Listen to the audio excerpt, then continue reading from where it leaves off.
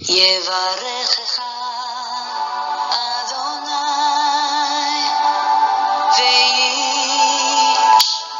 וישמרך. 오늘 이 아침에도 새 생명의 호흡을 우리 코에 불어넣어 주신 창조주 하나님 아버지, 감사와 찬양과 영광을 올려드립니다. 죄와 허물로 죽었던 우리를 새 생명으로 다시 거듭날 수 있도록 역사해 주신 생명의 근본이신 하나님 아버지를 송축합니다. 우리에게 생명 주시기 위하여 생명의 말씀이 인간의 몸을 입고 이 땅에 오셨습니다. 주 예수님, 주님의 그 놀라운 사랑과 은혜와 십자가의 대속의 그 희생의 사랑을 진실로 감사를 드립니다. 우리 주님께서, 주 예수님께서 우리의 왕이시고 우리의 주인이시고 우리의 영원한 생명의 은인이십니다. 오늘도 주님을 우리의 심령 깊은 곳에 마음의 왕좌에 모시고 오늘 하루를 그렇게 주님과 동행하며 주의 뜻을 이루며 살게 해 주옵소서.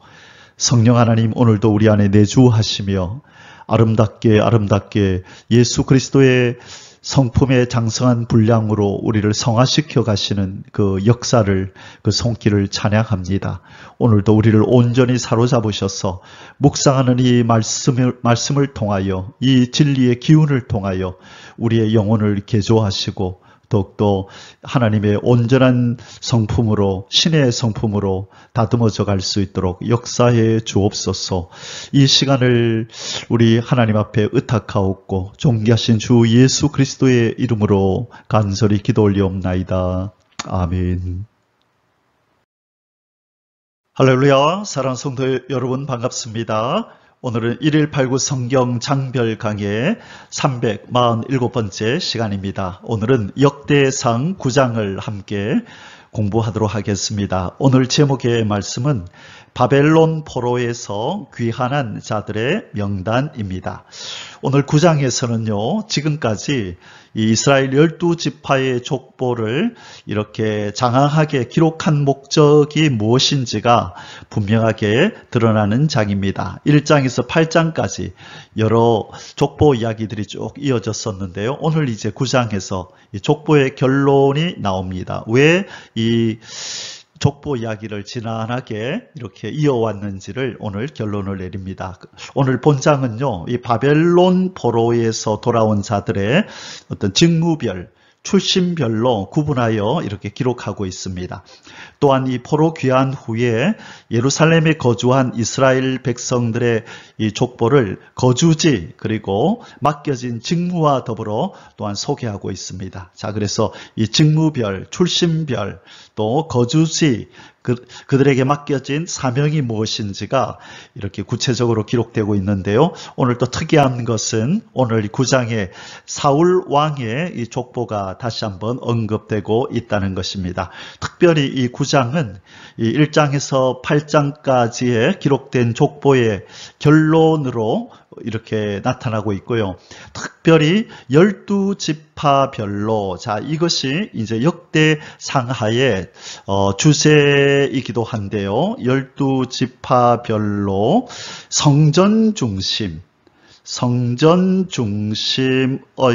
어떤 직무, 성전 중심 직무라는 이 주제를 가지고 소상하게 이 족보 얘기를 하고 있습니다. 이 성전을 이렇게 강조하고 있다는 것은 무엇을 회복하라는 얘기일까요? 예, 바로 예배의 회복입니다.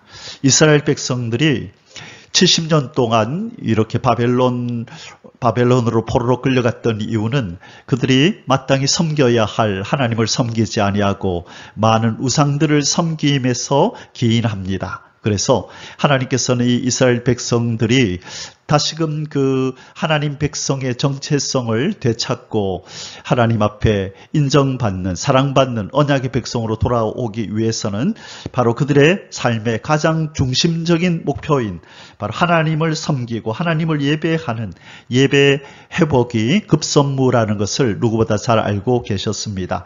그래서 하나님께서는 이 이스라엘 백성들 가운데서 특별히 제사장과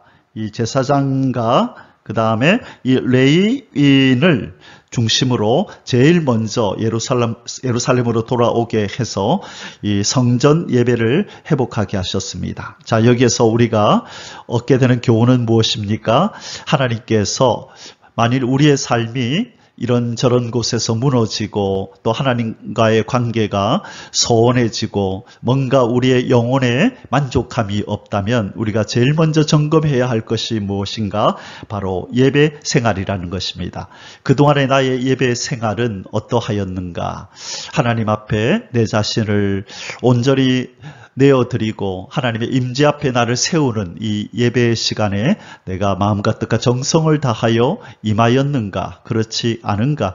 그냥 매주마다 모이는 그냥 의례적으로 주일이니까 오늘도 하나님 앞에 예배드리러 가자 하면서 정성 없는 중심이 온전치 못한 그런 예배를 드리지 않았나. 오늘 우리가 역대상 9장 예배 회복을 위해서 이 성전 중심의 족보를 나열하는 이 장을 공부하면서 우리의 예배 생활도 하나님을 향한 우리의 마음의 중심도 한번 점검하고 체크해보는 그런 귀한 시간이 되기를 바랍니다. 아멘. 할렐루야.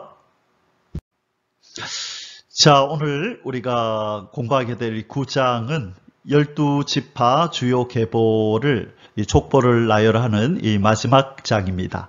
자, 이제 이 9장이 끝나고 다음 장 10장부터는 다시 우리는 어떤 이 인물들이 등장하고 또 이전에 사무엘상 하에서 나왔던 이 사건들을 다시 한번 또 복습하는 의미로 또 다른 관점에서 또 살펴보는 시간을 가지게 될 것입니다. 지난번에 역대상 1장을 우리가 공부를 시작하면서 제가 이 도표를 잠시 보여드렸습니다. 역대상과 역대하는 빠진 것, 그렇죠? 뭐에서 빠진 것을 기록해 둔 책이다. 또는 다른 관점, 이 성전 중심, 예배 중심이라고 하는 이 성전 예배를 중심해서 족보들을 쭉 나열했다. 이 성전에서 어떤 직무를 맡았는지, 그들이 누군지 하는 이 관점을 중심으로 다시 사무엘 하와 열왕기 상하를 다룬 것이 바로 역대상, 역대하다 이렇게 말씀드렸습니다. 그래서 오늘 이제 우리가 족보 얘기가 끝나고 다음 장 10장부터는 다시 여기 도표에 나오는 것처럼 역대상은 무엇에 대하여 다시 기록하고 있다고요? 여기 보니까 사무엘하에 나왔던 이 사건들을 다시 재조명하면서 이 성전 중심, 성전이라는 또 제사라고 하는 예배라고 하는 이 관점에서 이 사무엘하의 사건들을 다시 재조명해보는 그런 시간들을 가지게 될 것입니다. 예, 역대상은 무엇에 대한 이야기를 다시 다룬다고요? 사무엘하. 자, 그 다음에 역대하는 열왕기 상과 열왕기 하에 대한 이야기를 다시 다루게 될 것입니다. 예, 참고하시기 바랍니다. 총 29장에 이르는 이 역대상 중에 오늘 9장을 공부하는데요. 주된 내용이 바로 이런 것들입니다. 바벨론 포로에서 돌아온 백성들의 이름들, 돌아와서 예루살렘에 정착한 제사장들의 이름들, 또 돌아와서 예루살렘에 정착한 레위 사람들의 이름들, 예루살렘에 정착한 회막 문지기들, 그리고 여러 일을 맡은 레위 사람들, 그리고 마지막에 이 사울 왕의 족보가 다시 한번 등장을 합니다. 그래서 앞서 서론에서 말씀드린 바와 같이 이 족보가 바로 성전을 중심한, 예배를 중심한, 제사를 중심하여 이 족보 이야기가 지파별, 직무별로 이렇게 쭉 나열이 되었다라고 말씀드렸습니다. 오늘 역대상 9장은 이렇게 세 가지로 소주제를 나누어서 우리가 공부를 하도록 하겠습니다. 첫째, 1번은 1절에서 9절까지 이 바벨론 포수와 귀한, 바벨론으로 포로 끌려갔다가 돌아온 이야기, 그리고 예루살렘에서 거주한 일반 백성 가문들의 명단. 그래서 바벨론 포로에서 돌아온 예루살렘에 거주하고 있던 일반 백성들의 이 가문들의 명단이 기록이 되어 있습니다. 자, 그 다음에 10절에서 34절까지는요. 예루살렘에 귀환한 제사장과 레위인 대표자, 그리고 가문의 명단과 레위인의 주요 인물을 이렇게 회고하면서 기록하고 있습니다. 자, 그 다음에 마지막 세 번째로 35절에서 마지막 44절까지는 이 베냐민 지파 기브온 계열 출신인 이스라엘 초대왕 사울 가문의 주요 계보. 자, 사울 왕은 어떤 지파라 그랬죠? 베냐민 지파 사람. 자, 그리고 베냐민 지파 사람으로서 또 유명한 신약의 인물은 바로 사도 바울이 베냐민 지파 사람이다. 그렇게 말씀드렸습니다. 자, 이렇게 세 가지 소주제를 가지고 오늘 공부를 하도록 하겠습니다. 자, 이제 우리 본론으로 들어가겠습니다. 1번 첫 번째 소주제입니다. 바벨론 포수와 귀환 및 예루살렘 거주 일반 백성 가문들의 명단 1절에서 9절입니다. 우리가 잘 아는 바와 같이 이 유대인들은 이 바벨론의 3차에 걸쳐서 끌려가게 됩니다. 첫 번째는요, 요 다음 장에 제가 다시 다른 도표를 보여드리겠습니다만, 자, 1차로 끌려간 것은 BC 기원전 605년에 이 다니엘을 포함한 이 왕족들, 이 귀족 계급이었던 이 사람들이 끌려가는 일이 있게 됩니다. 이때는 왕이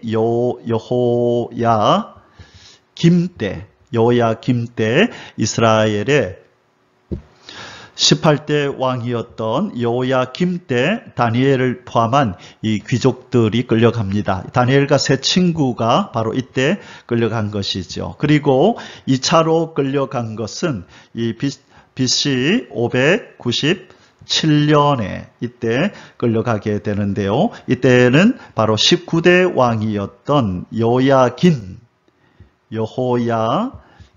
때였고, 이때 같이 끌려간 대표적인 사람이 바로 에스겔 이 선지자입니다. 에스겔이라는 이 선지자가 이 에스겔이라는 사람이 바로 이때 끌려가게 되는데요. 이 에스겔이 이렇게 선지자로서의 사역은 아마 이때가 아니라 바벨론으로 끌려가고 나서 그 이후에 하나님께서 에스겔을 통하여 이 선지자로서의 사역을 감당하게 한 것으로 보입니다. 자, 그리고 마지막 세 번째로 이 끌려간 것이 언제냐면 BC 586년 이때 예루살렘 성전이 파괴되고 이 시드기야 왕 20대 마지막 왕이었던 시드기야가 눈이 뽑히고 그렇게 백성들과 함께 끌려가게 됩니다. 그리고 또 역사적으로 보면 또 한 번에 끌려가는 것이 한 번 더 있었던 것으로 기록이 남아 있습니다. 바로 참고로 네 번째로요. 581년에 BC 581년에 그리고 이제 3차에 걸쳐서 끌려갈 때 아직도 남아 있었던 이 유다에 남아 있었던 이 사람들이 끌려가는 일이 있었다고 합니다. 자, 이 모든 것은 이스라엘 백성들이 하나님을 버리고 우상을 섬긴 죄의 결과입니다. 그래, 너희들이 그렇게 우상 섬기는 것이 즐겁니? 그러면 마음껏 한번 너 우상 섬겨봐라 하고 우상 단지가 가득했던 바벨론을 하나님께서 택하셔서 그곳에 70년 동안 이 징계의 시간, 채찍의 시간을 하나님 허락하시고 70년이 찬 후에 이 눈물의 선지자 에레미야에게 예언하셨던 것 같이 70년이 참에 이스라엘 백성이 다시 하나님께서 귀환을 시키는 일이 일어났습니다. 돌아올 때도 1차, 2차, 3차에 걸쳐서 돌아오게 되는데 바로 다니엘서 9장에 가면요. 다니엘이 에레미야서를 읽다가 바벨론에 포로 기간이 70년으로 끝난다는 사실을 알고 금식하며 하나님 우리와 우리 조상들의 죄를 용서하시고 이제 다시 우리를 돌아가게 해달라고 간절히 기도하기 시작합니다. 바로 이 사실을 깨달은 것이죠. 참고로 다니엘서 9장을 읽어보시면 이 내용이 나옵니다. 자, 이들이 이렇게 바벨론에 끌려갔는데 어떤 계기가 있어서 다시 돌아오게 되었나요? 예, 바로 바벨론에 의해서 끌려갔지만 바벨론이 이 메대와 페르시아에 의해서 멸망을 당하고 바로 그때 페르시아의 왕이었던 이 고레스라는 왕이 칙령을 내리는데 너희들은 다 돌아가라. 너희 고국으로 돌아가서 살아라 하면서 이 돌아갈 수 있는 기회를 줬죠. 그래서 그것을 고레스 칙령이라고 하는데 그게 바로 538년에 1차로 이스라엘 백성들이 돌아오는 역사가 하나님에 의해서 이렇게 나타났습니다. 자, 이들이 돌아와서 어디에 거주했다고요? 바로 예루살렘에 거주를 하였습니다. 이스라엘 백성이 잡혀갔다가 70년 만에 짧지 않은 이 긴 세월 후에 돌아올 수 있었던 것은 바로 하나님께서 이들을 구원하셨다. 다시금 이들에게 회복할 수 있는 기회를 주셨다라는 것을 의미합니다. 자, 그래서 바벨론 포로를 바벨론에 포로로 끌려갔는지, 그리고 어떤 연유에 다시 돌아올 수 있었는지, 그리고 이제 중요한 것은 바로 이들이 어디에 거주했다? 예루살렘에 거주했다는 것입니다. 바로 이 역대기 저자, 역대상하를 기록한 이 저자는 이 포로 귀환 이후에 이 유다의 신정국가로서의 합법성을 내세우기 위하여 이 예루살렘 거민들의 명단을 기록합니다. 자, 이제 다시 하나님이 다스리는 신정국가가 회복되었다라는 것을 확증하기 위해서 이 예루살렘에 거주하는 거민들의 명단을 기록했다는 것입니다. 즉, 예루살렘은 이스라엘의 변함없는 종교적인 중심지요, 합법적인 수도라는 것을 강조하는 것입니다. 그리고 예루살렘 거민들의 명단은 바로 바벨론에서 귀환하여 신정국가를 재건하고자 했던 이스라엘 공동체에 아주 적지 않은 큰 의미를 부여했을 것입니다. 자, 이제 예루살렘으로 돌아왔고 그곳에서 이제 성전을 짓고 스룹바벨 성전이 이제 지어지잖아요.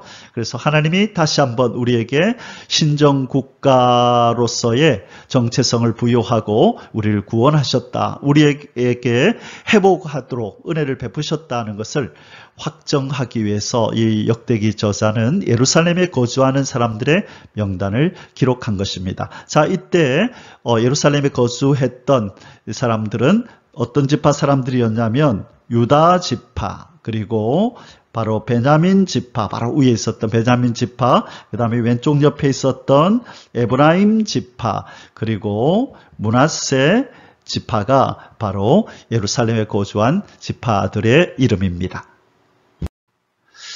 자, 1차로 돌아와서 예루살렘에 거주했던 사람들이 어느 지파 사람이라고 말씀드렸죠? 첫 번째 유다 지파 사람들, 그리고 베냐민 지파 사람들, 그리고 에브라임 지파 사람들, 그리고 위에 므낫세 지파 사람들, 이 사람들이 예루살렘에 거주하면서 이스라엘 회복, 이스라엘 재건에 앞장섰던 사람들입니다. 자, 우리가 사무엘하를 공부할 때에 이 문제를 한번 다뤘었는데요. 지금 바벨론의 포로 기간이 몇 년이라 그랬죠? 70년이라 그랬죠? 그러면 이 70년은 언제부터 언제까지인가?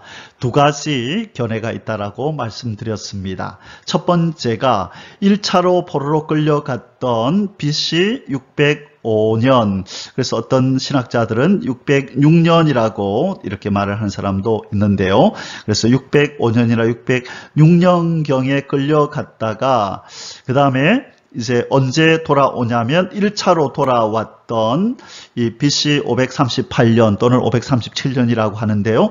요 기간이 바로 한 70년 정도 된다. 그래서 바벨론의 포로 기간을 1차로 끌려갔던 이 해부터 1차로 돌아왔던 이 해까지를 계산해 보니 한 70년 정도 되더라. 그래서 바로 바벨론의 포로 기간을 이렇게 계산하는 사람이 있고요. 그 다음에 두 번째는 아니다. 이 70년은 1차 포로가 아니라 마지막 3차로 예루살렘 성전이 파괴되고 이스라엘 백성이 끌려갔던 것, 그게 586년이거든요. 자, 그리고 언제까지를 70년으로 보냐면 예루살렘 성전이 재건된 BC 516년, 자, 돌아오기는 538년에 돌아왔지만 바로 그들이 스룹바벨 성전을 완공한 것이 아니라 주변에 있던 이 일을 방해하던 이방인들, 이 적들에 의해서 계속해서 스룹바벨 성전 건축이 방해를 받다가 516년에 완공이 되거든요. 그래서 바로 예루살렘 성전이 파괴됐던 586년부터 이 성전이 다시 스룹바벨 성전이 재건되었던 바로 516년, 요 기간이 바로 70년이잖아요. 그래서 성전 파괴와 성전 재건, 요 기간이 70년이다. 그래서 하나님이 말씀하신 그 70년의 바벨론 포로는 바로 성전을 중심해서 성전이 파괴되고 성전이 재건되는 이 기간을 중심으로 계산을 해야 된다라고 말하는 사람들도 있습니다. 자, 어쨌든 1번을 얘기하든 2번을 얘기하든 70년은 맞는데, 그래서 신학적으로는 두 번째 설, 성전이 파괴되고 이때는 이제 하나님의 영광이 떠났다는 거죠. 이제 멸망되었다. 그리고 다시 성전이 재건되었다는 말은 하나님의 영광이 돌아왔다. 하나님의 임재가 이스라엘 백성들 가운데로 돌아왔다. 이스라엘 백성을 용서하시고 이제 다시 이스라엘 백성이라는 정체성을 부여하고 이 신정국가를 재건하시려고 하는 하나님의 역사가 이제는 본격적으로 시작되는 거다. 그래서 성전 파괴와 성전 재건을 중심해서 70년, 이것이 하나님의 말씀하신 바벨론 포로 70년이다라고 이것을 주장하고 이것을 믿는 사람들이 더 많이 있습니다. 자, 우리는 공부하면서 이 바벨론 포로 70년이 언제부터 언제까지인가를 공부할 때 이 두 가지를 다 같이 알고 있으면 참고가 되겠습니다. 자, 그럼 1번 바벨론 포수 및 귀환 사건과 최초의 재정착 민 어디에 정착했다고요? 예루살렘에. 자, 1절에서 2절입니다. 온 이스라엘이 그 계보대로 계수되어 그들은 이스라엘 왕조실록에 기록되니라. 유다가 범죄함으로 말미암아 바벨론으로 사로잡혀 갔더니 그들의 땅 안에 있는 성읍에 처음으로 거주한 이스라엘 사람들은 제사장들과 레위 사람들과 느디님 사람들이라. 아멘. 자, 여기에서 오늘 하나님 우리에게 뭘 말씀하시죠? 이스라엘 백성이 바벨론으로 사로잡혀 간 것은 바로 뭐 때문이다? 그들이 범죄함으로. 죄를 지으면 하나님은 징계하신다라는 것을 보여주고 있습니다. 그리고 이스라엘 백성들을 때가 차니 다시 돌아오게 하신 것이죠. 그래서 하나님은 약속대로 언약하신 바대로 70년이 참에 돌아오게 하셨는데 하나님은 징계하신 후에 범죄하면 반드시 징계하지만 그러나 회개하고 하나님 앞에 돌이킬 때 다시 회복의 역사를 주신다는 것을 우리에게 말씀해 주시는 것입니다. 하나님은 자기 백성의 죄를 절대로 간과하지 않으시고 책임을 물으신다는 것 기억하시고 혹시 우리 가운데 하나님이 징계하실 만한 죄가 없는지 돌아보는 이 시간이 되기를 바랍니다. 자, 그리고 이전에 보니까 이스라엘 백성들이 돌아와 예루살렘에 거주하는데 바로 제사장들과 레위 사람들과 자, 그리고 느디님 사람들이라 이들이 돌아와서 예루살렘에 정착했다. 그렇게 말씀하고 있습니다. 자, 바로 제사장들 가 레위 사람들, 바로 레위 사람들 중에 제사장이 있는 것이죠. 그죠? 그래서 레위 지파인 아론이 대제사장이었고, 그리고 바로 그의 아들들이 제사장들이었잖아요. 그래서 레위 사람들 속에 제사장들이 있다. 그래서 제사장들도 레위 사람입니다. 자, 그래서 주로 이 제사장들과 레위 사람이 성전 예배, 성전 제사를 주도하면서 하나님 앞에 영광을 돌리고 이스라엘 백성들을 하나님께로 이끌었는데, 근데 오늘 우리가 주목할 사람들이 바로 이 느디님 사람들이란 것입니다. 자, 이 느디님 사람들은 성전에서 이 막리를 했던 사람입니다. 누구를 도와서? 제사장과 레위인을 도와서 이 성전에서 이 막일, 여러 가지 봉사의 일을 했던 사람들입니다. 만일 이 사람들이 없었더라면 제사장과 레위인들은 그들의 직무를 감당하는 일에 많은 어려움이 있었을 것입니다. 마찬가지로 우리가 교회에서 하나님을 섬길 때도 눈에 띄는 일을 하는, 앞에서 이끌고 리더하는 사람들이 있는 반면에 또 보이지 않게 자기에게 맡겨진 사명, 하나님이 자기에게 이렇게 주신 이 봉사의 일들을 말없이 이름 없이 행하는 느디님 사람들 같은 그런 사람들이 필요하다는 것입니다. 나는 드러나지 않기 때문에, 나는 누가 알아주지 않기 때문에, 나는 앞에 선 사람이 아니기 때문에 나는 대충 해도 되겠지, 내가 중요하겠어?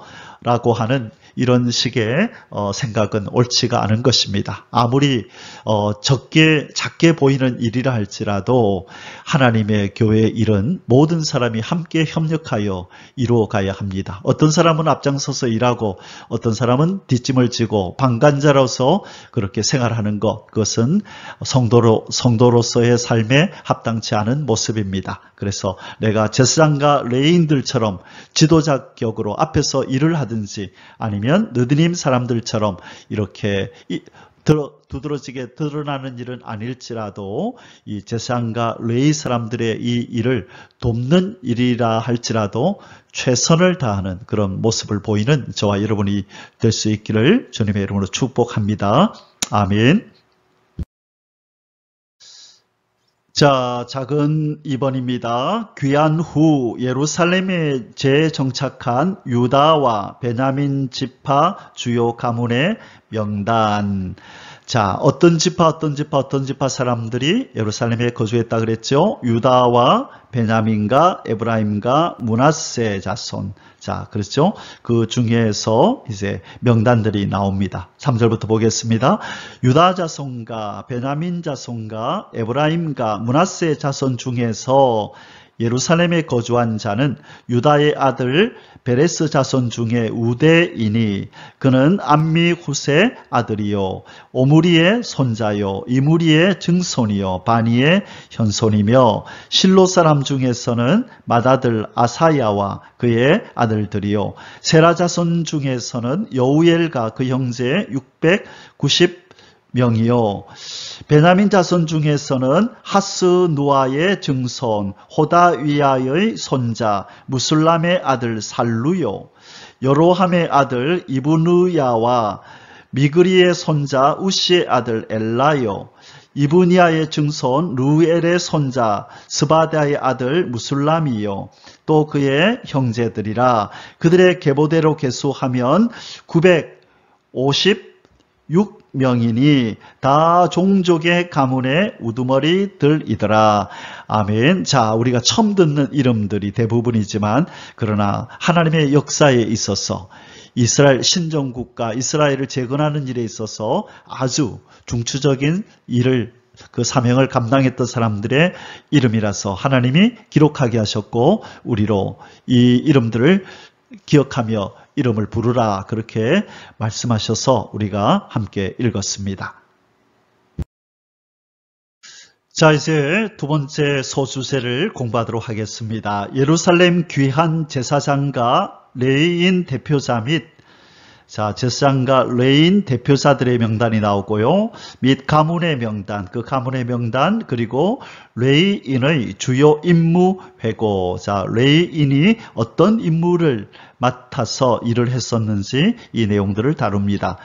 10절에서 34절까지 말씀입니다. 1번 예루살렘 귀한 제사장 가문들의 명단 10절에서 13절입니다. 제사장 중에서는 여다야와 여호야립과 야긴과 하나님의 성전을 맡은 자 아사랴이니 그는 힐기야의 아들이요 무술람의 손자요 사독의 증손이요 무란요의 현손이요 아이두베의 오대손이며 또 아다야이니 그는 여로함의 아들이요 바스훌의 손자요 말기야의 증손이며 또 마아센이 그는 아디엘의 아들이요 야세라의 손자요 무술람의 증손이요 무실레밋의 현손이요 임멜의 오대손이며 또 그의 형제들이니 종족의 가문의 우두머리라. 하나님의 성전의 임무를 수행할 힘있는 자는 모두 1760명이더라. 아멘. 자, 이 페르시아의 왕 고레스의 칙령 후에 이 바벨론에서 가장 먼저 돌아온 자들이 바로 이 제사장들이라고 하는 이 사실은 참으로 중요합니다. 이 제사장들에게 있어서 보통 이제 제사장의 사명이 무엇입니까? 이스라엘 백성들을 하나님께로 이렇게 바로 세우기 위해서 범죄한 이스라엘 백성들의 그 죄가를 담당하여 하나님 앞에 용서받게 하는 이 절차를 그들이 진행하며 이들에게 참되게 하나님을 예배하고 제사할 수 있도록 가르치고 또한 이들을 율법을 가르치고 이들을 축복하는 일을 했지 않았습니까? 그죠? 바로 이 제사장들이 하나님께서 돌아가라 할 때 우리가 앞장서야 한다.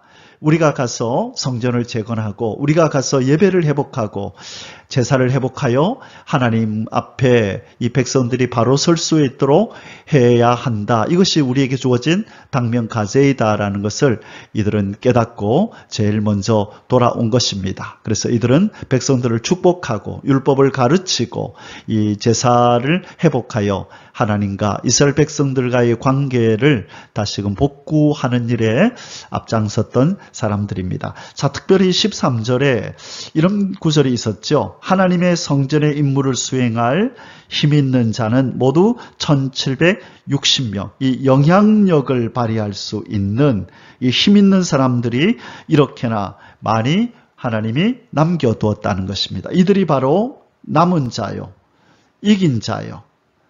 이제 이스라엘 백성들의 예배를 회복시킬 그루터기 같은 역할을 한 사람들입니다. 이처럼 하나님은 이 진노 중에라도 이 포로 기간 중에라도 유능한 지도자들을 이렇게 보존하셨습니다. 남겨두셨습니다. 왜? 다음 역사를 위해서. 이것처럼 우리의 교회에도 우리의 공동체에도 하나님께서 늘 일꾼들을 보내어 주셔서 하나님의 역사를 이어갈 수 있도록 그렇게 은혜를 주시기를 간절히 축원하고 우리가 또 기대합니다.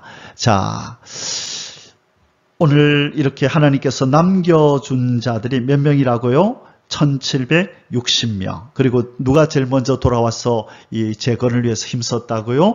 제사장. 바로 우리도 주님께서 우리를 제사장으로 삼으셨기 때문에 이 세상 나라, 이 무너진 하나님의 성전인 이 세상 나라를 회복하는 일에 제사장인 우리가 제일 앞장을 서서 이 저주받은 세상 나라를 하나님의 영광의 찬송이 고동치는 그런 성전으로 회복하기 위해서 우리도 애쓰고 수고하는 그런 사람들이 될 수 있기를 주님의 이름으로 축복합니다. 아멘. 할렐루야.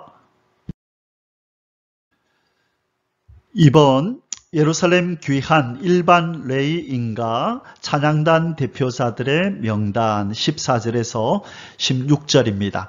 예, 이렇게 성도들과 얘기를 나누다 보면 이 제사장과 레위인을 이렇게 혼돈하여 말하는 사람들이 간혹 있습니다. 레위인은 누구이고 제사장들은 누구인가 헷갈려 하거든요. 바로 레위인들 가운데에 제사장이 있는 것이죠. 대제사장은 아론이 일대 제사장이고 아론의 아들들이 이렇게 대제사장과 또 제사장의 직무를 감당하는 것입니다.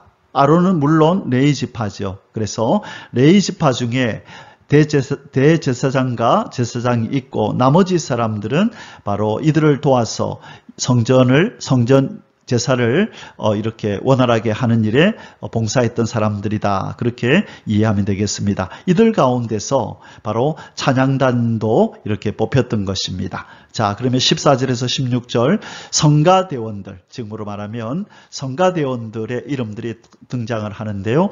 우리 하나님은 이스라엘의 찬송 중에 거하시는 하나님이다. 우리 하나님 당신을 소개할 때 이스라엘의 찬송 중에 거하는 하나님이라 그런 표현을 하셨는데요.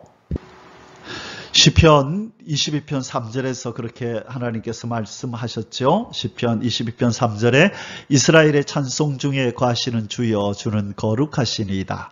우리 하나님을 나타낼 때 이스라엘의 찬송 중에 거하시는 주다. 우리 하나님은 찬송을 좋아하신다. 그래서 이스라엘 백성들은 누구보다 이 사실을 알고 예루살렘에 돌아온 이스라엘 백성들은 이 여러 가지 일들 중에서 이렇게 성전의 예배를 회복하고 특별히 성가대원들을 만들어서 하나님을 찬양하는 일을 시켰다는 것입니다. 자, 그러면 이 성가대원들, 영광스러운 이 성가대원들의 명단을 한번 보도록 하겠습니다.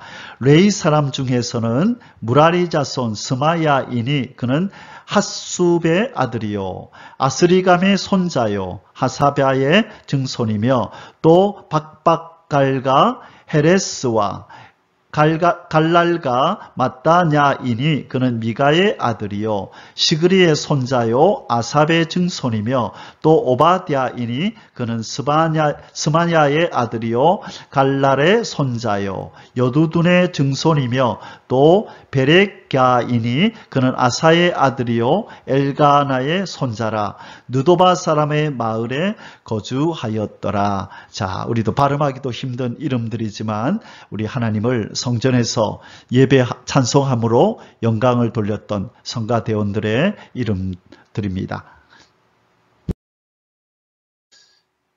자, 세 번째로 예루살렘 귀한 레위인 문지기 대표자들의 명단. 자, 성가대가 있었다면 또 그 성전의 문을 지키는 사람들도 있었는데요. 그들의 명단도 하나님은 기록하고 있습니다. 눈에 띄는 그 직분을 행한 자들뿐만 아니라 이렇게 남들이 꺼리고 힘들어하는 이런 일을 하는 이런 사람들의 이름도 하나님은 기억하고 계신다는 것입니다. 17절에서 19절 앞부분까지입니다. 문지기는 살룸과 악국과 달몬과 아이만과 그의 형제들이니 살룸은 그 우두머리라. 이 사람들은 전에 왕의 문 동쪽 곧 레위 자손의 진영의 문지기이며 고라의 증손 에비아삽의 손자 고레의 아들 살룸과 그의 종족 형제 곧 고라의 자손이 수종드는 일을 맡아 성전 문들을 지켰으니. 자, 성전 문 열고 닫는 일 또 이렇게 아무나 들어오지 못하도록 이렇게 그들을 관리하는 이런 일들을 담당했던 사람들의 이름들도 하나님은 우리에게 지금 들려주고 계십니다. 4번 레위인 문지기들의 조직과 임무 회고. 자, 이들이 어떻게 조직되었으며 이들의 임무는 무엇이었는지 19절 뒷부분부터 27절까지입니다. 그들의 조상들도 여호와의 진영을 맡고 출입문을 지켰으며 여호와께서 함께 하신 엘르아살의 아들 비누아스가 옛적에 그의 무리를 거느렸고 무셀레마의 아들 스가랴는 해막 문지기가 되었더라. 택함을 입어 문지기 된 자가 모두 212명이니 자 212명의 문지기가 있었네요. 이는 그들의 마을에서 그들의 계보대로 계수된 자요 다윗과 선견자 사무엘이 전에 세워서 이 직분을 맡긴 자라. 다윗과 사무엘 선지자가 이 직분을 맡겼다고 말씀합니다. 그들과 그들의 자손이 그 순찰을 쫓아 여호와의 성전 곧 성막문을 지켰는데 이 문지기가 동서남북 사방에 섰고 그들의 마을에 있는 형제들은 일주일마다 와서 그들과 함께 있으니. 자, 이렇게 212명의 문지기들이 돌아가면서 이렇게 당번을 맡아서 직무를 수행했다라고 말씀하고 있습니다. 아멘. 26, 27절 마저 읽겠습니다. 이는 문지기의 우두머리 된 레위 사람 넷이 중요한 직분을 맡아 하나님의 성전 모든 방과 곳간을 지켰습니다. 그들은 하나님의 성전을 맡은 직분이 있으므로 성전 주위에서 밤을 지내며 아침마다 문을 여는 책임이 그들에게 있었더라. 아멘. 야, 힘들었겠다. 그죠? 이 성전 문을 제일 먼저 열고 또 제일 늦게, 이제, 닫는 이 일을 해야 되기 때문에 그 성전 주위에서 지내면서 밤을 지내고 아침마다 일찍 이렇게 문을 여는 이 책임을 담당했네요. 참 힘든 일이었다. 그죠? 그래서 하나님께서 212명의 문지기를 둬서 순차대로 돌아가면서 이 힘든 일을 담당하도록 하셨습니다. 이것이 교회의 원리이기도 합니다. 하나님의 교회의 일을 맡길 때에 어떤 사람들, 어떤 부분적인 사람들에게만 그 힘든 일을 다 하도록 하지 않고 이렇게 모든 사람이 그 직무를 돌아가면서 감당할 수 있도록 하나님께서 하기를 원하십니다. 그래서 지난달에는 집사님, 권사님이 수고하셨으니 이번 달에는 우리가 하겠습니다. 또 다음 달에는 누가 좀 해주시면 좋겠습니다. 기꺼이 즐거운 마음으로 이렇게 돌아가면서 하나님의 집의 일을 감당할 수 있으면 그 조직은, 그 공동체는 참으로 은혜롭고 아름다운 하나님 앞에 영광되는 그런 공동체가 될 줄 믿습니다. 아멘. 자, 5번.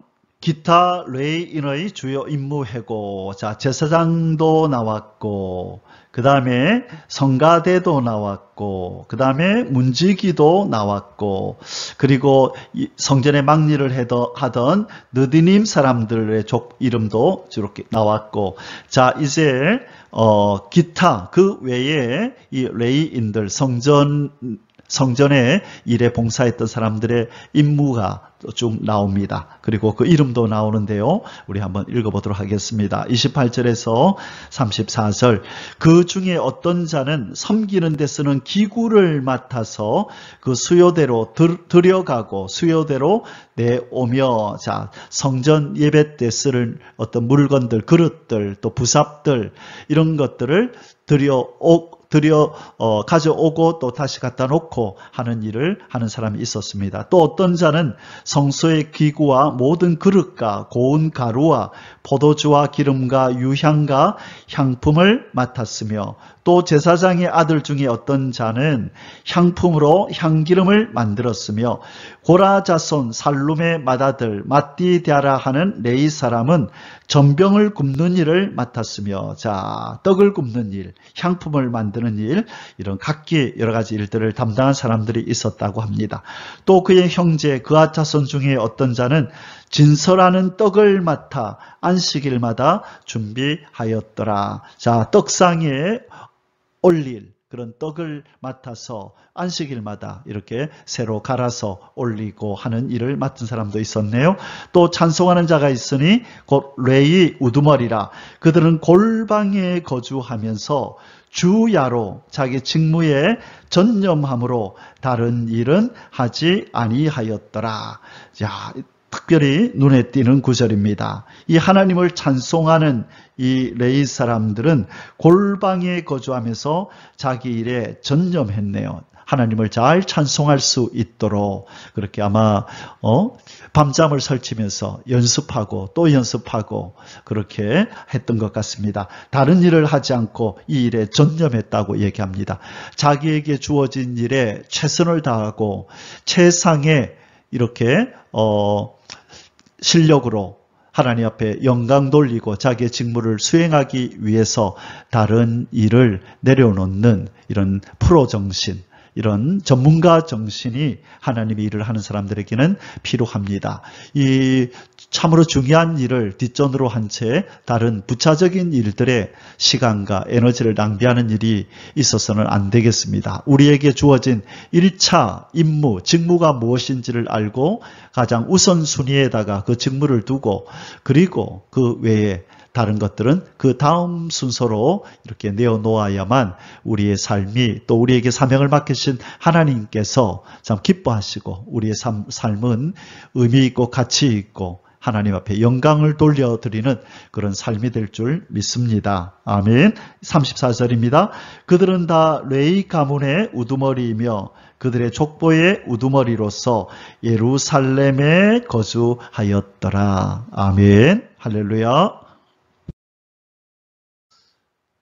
자, 이제 마지막 세 번째 소주제를 다루도록 하겠습니다. 베냐민 지파 기브온 계열 출신인 이스라엘 초대 왕 사울 가문의 주요 계보 35절에서 44절인데요. 바로 이 35절에서 44절은 이 역대상 8장 29절에서 40절과 같은 거의 같은 사울의 가계가 기록되어 있습니다. 이미 우리는 8장에서 이 부분을 사울 왕의 계보를 살펴보았었거든요. 그런데 왜 갑자기 오늘 9장 말미에 이 사울 왕의 계보가 다시 나올까요?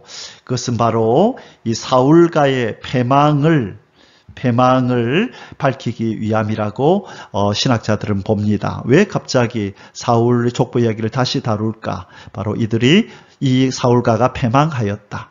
사울은 기스의 아들이죠. 이스라엘의 초대 왕 이 사울이 사무엘에 의해서 기름 부음을 받았지만 이 왕이 되고 나서 교만해져서 하나님께 범죄합니다. 자기가 해서는 안 되는 제사를 자기가 드리고 또 하나님 앞에 하나님께서 진멸하라고 한 그 명령을 어기고 양과 소를 그렇게 가져와서 핑계대면서 하나님 앞에 제사 드리려고 남겨왔다라고 그렇게 하나님 말씀에 불순종하는 죄를 범하여 하나님의 진노로 인해서 길보아 산에서 전쟁 때에 죽게 됩니다. 그래서 그 사울 왕의 이 족보를 다시 한번 이렇게 언급하는 것은 이들이 이 가문이 이렇게 해서 하나님 앞에 패망을 당하였다, 멸망당하였다라는 것을 지금 다시 한번 보여주기 위해서 백성들에게 상기시키고 경각심을 심어주기 위해서라고 신학자들은 보고 있습니다. 작은 1번입니다. 사울의 직계인 여이엘 계열의 제1에서 3대 주요 계보 35절에서 38절입니다. 기브온의 조상 여이엘은 기브온에 거주하였으니 그의 아내의 이름은 마아가라.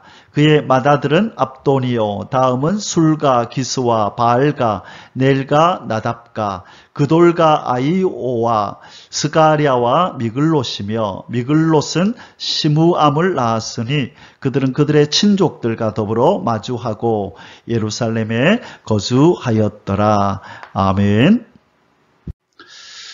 사울 왕의 조상 기브온은 기브온에 거주하였는데, 자, 기브온이라는 사람이 기브온에 거주하였다. 이 지명이 나와서 참고로 우리 지도 한번 보고 넘어가겠습니다. 기브온이 어딘가 바로 여기가 빨갛게 칠을 해놓은 이곳이 기브온입니다. 자, 바로 밑에 예루살렘이 있고, 그리고 그 위에 아이성이 있고, 위에 베델이 있고 바로 예루살렘에서 이렇게 왼쪽으로 위로 올라가면 기브온이 있는데 기브온 하면 떠오르는 사건이 있죠. 이 솔로몬이 1000번제를 드렸던 곳이 바로 이 기브온입니다. 예루살렘에서 기브온에 가서 1000번제를 드렸다라고 했던 그 장소가 바로 여기입니다. 2번 기브온의 아들 렐에서 아셀의 아들들까지의 계보 39절에서 이제 마지막 44절까지입니다.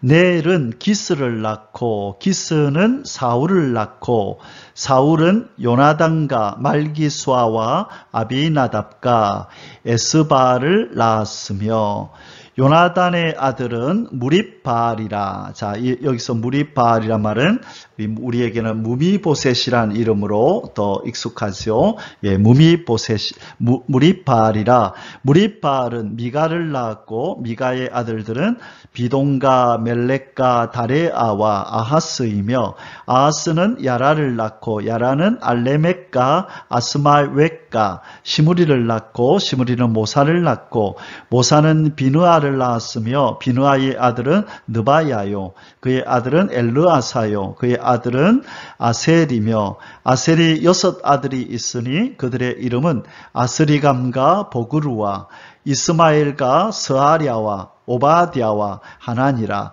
아셀의 아들들이 이러하였더라. 아멘. 자, 여기 나오는 바로 이 요나단, 다윗의 아들 요나단이 실은 왕위를 계승할 계승자였죠. 그런데 하나님의 뜻이 다윗에게 있음을 알고 이 요나단은 이 왕위를 다윗에게 양보를 합니다. 그래서 이 사울이 1대 왕이 되고 다윗이 2대 왕이 되는데 요나단은 다윗과의 언약에서 자기 후손들을 잘 부탁한다고 부탁을 했죠. 그래서 바로 다윗은 이 친구 요나단을 생각하여 그의 이 아들 이 무미보셋, 무립바알이라고 하는 이 무미보셋, 이 몸이 성치 못한 이 친구의 아들을 거두어서 그의 궁전에서 지내게 하며 이 무미보셋을 통하여 많은 후손들이 퍼질 수 있도록 배려를 한 사람이 바로 다윗입니다. 자, 그의 왕위를 다윗에게 양보한 요나단도 훌륭하지만 또 바로 그 언약을 기억하고 그 요나단의 아들 무미보셋을 자기 아들처럼 끝까지 챙기고 그렇게 그의 후손들이 번성할 수 있도록 돌봐준 다윗도 참 위대한 그런 사람입니다. 다윗과 요나단의 우정을 자 우리는 참 기억하고 요나단에게 있어서 다윗이 꼭 필요했고 다윗에게 있어서 요나단이 꼭 필요했던 것처럼 우리도 다윗과 요나단과 같은 신앙과 또 삶을 나누며 함께 하나님을 섬기는 일에 밀어주고 끌어주는 이런 좋은 동역자들이 많이 있었으면 좋겠습니다. 축복합니다. 아멘. 사랑하는 성도 여러분, 이제 역대상 9장 결론을 내릴 시간입니다. 오늘도 우리가 족보를 통하여 여러 사람들의 이름을 쭉 살펴봤는데요. 오늘 결론은 예배 회복을 삶의 최우선 과제로 삼으라라고 정해보았습니다. 이스라엘 백성들이 70년간의 바벨론 포로기를 마치고 돌아올 때에 제일 먼저 신경을 썼던 부분이 바로 성전을 재건하는 것과 바로 이 성전의 제사를 회복하는 것이었습니다. 바로 제사가 지금의 예배라고 우리가 생각할 수 있죠. 그래서 이스라엘 백성들은 하나님 우리가 예루살렘으로 돌아가면 성전을 재건하고 그리고 하나님 앞에 제사로 영광을 돌리자, 예배를 드리자 그렇게 이것을 최우선 과제로 삼았고 하나님은 이 일을 위해서 이 제사장들과 레위인들을 제1차로 예루살렘으로 귀환하도록 그렇게 역사하셨는데요. 오늘 우리가 읽었던 19장 13절에서 이렇게 이런 내용이 있었습니다. 하나님의 성전의 임무를 수행할 힘 있는 자는 모두 1760명이더라.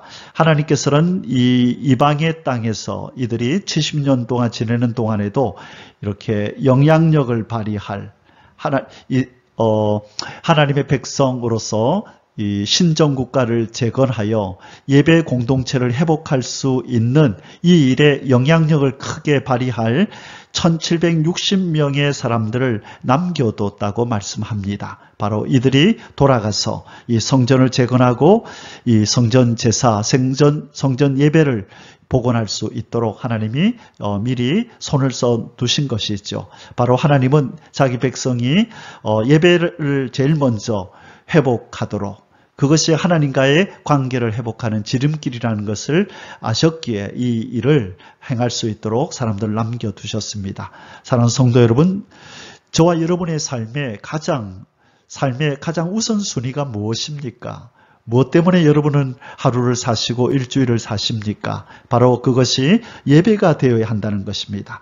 우리가 월요일부터 토요일까지 열심히 삶 속에서 살아갈 때 하나님 앞에 예배를 드리면서 삶 속에서 살아가지만, 그리고 또 주의 날, 거룩히 구별한 하나님의 날에 함께 모여서 우리가 하나님을 예배하는 것을 준비하면서 살아야 한다는 것입니다.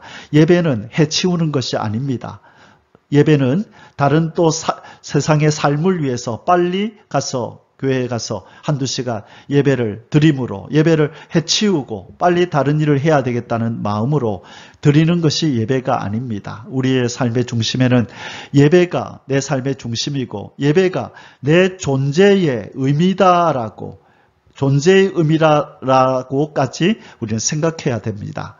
바로 하나님께서 우리를 이 땅에 창조하여 이 땅에 내신 것은 바로 하나님 앞에 예배로, 찬송으로 영광 돌리라고 우리를 창조하셨습니다. 그래서 예배는 잠시 다른 일을 위해서 빨리 해치우는 것이 아니라 우리의 모든 힘과 능과 우리의 존재를 갈아 넣어서 우리 하나님 앞에 신령과 진정함으로 올려드려야 하는 것이 이 예배임을 늘 명심하고, 매주마다 늘 매일매일 예배가 나의 삶의 중심이고 내 삶의 목적이고 내 삶의 기쁨이다, 우리 하나님 앞에 올려드리는 최고의 향기다 라는 그런 마음으로 예배를 소중히 여기시기를 주의 이름으로 축원합니다.